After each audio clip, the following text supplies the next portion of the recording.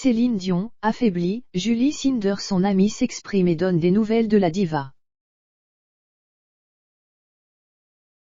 Les rumeurs s'enchaînent au sujet de Céline Dion.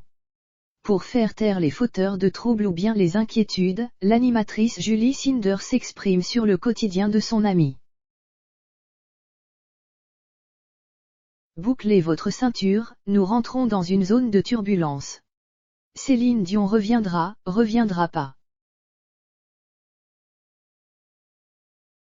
Publié sur le compte Instagram de Céline Dion, ce communiqué de presse a semé la panique.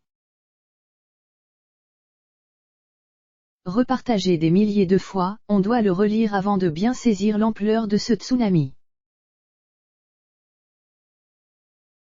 En effet, durant la pandémie, on réalisait bien que la chanteuse avait fondu telle neige au soleil. Pour autant, on arrivait à se convaincre que cela était dû à sa préparation physique pour sa future tournée. En l'annulant encore, la diva canadienne affole les fans. Comment vont-ils faire pour se relever de cette terrible épreuve? Et puis surtout, comment faire pour la soutenir moralement, quand personne ne sait exactement sa pathologie? Même les médecins demeurent dubitatifs à ce sujet. Dans une certaine mesure, cela nous évoque le cas de Charlène de Monaco. Heureusement pour nous, des membres de l'entourage de la maman de René Charles ont accepté de se confier à cœur ouvert. Point pour ou contre Aline. Avant de nous donner des nouvelles fraîches de Céline Dion, Julie Schneider en profite pour régler ses comptes avec Valérie Lemercier.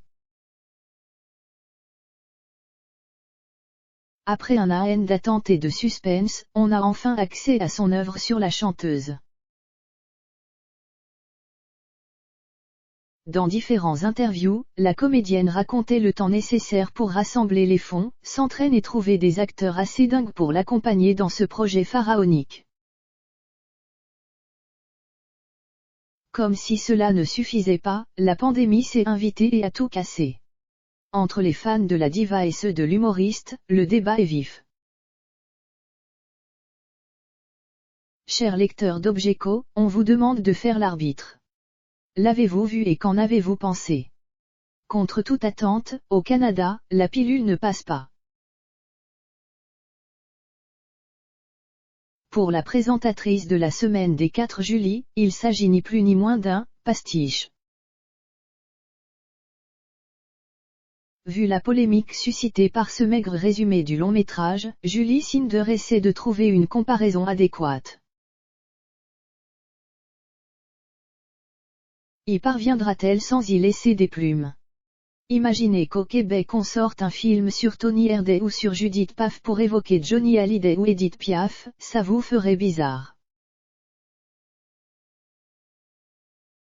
Interrogés à ce sujet, 2 membres de la famille de Céline Dion, à savoir Michel et Claudette, adhèrent à ce point de vue. Ils n'ont pas supporté l'image péjorative de leur village et encore moins de leur manière de vivre. À votre avis, est-ce parce que Valérie Lemercier ne leur a pas demandé des informations et qu'elle en a fait qu'à sa tête? Le mystère reste entier. Toujours est-il qu'elle a l'air d'avoir apprécié cette expérience d'enfiler le costume de la diva. Qu'il nous semble loin le temps où elle était en forme. Scoop de dernière minute.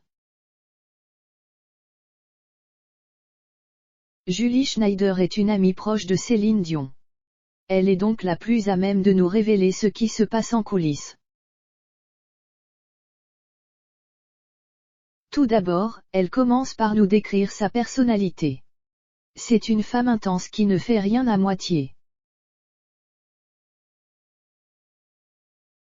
Puis, elle fait référence à la nouvelle passion de l'artiste, à savoir la danse.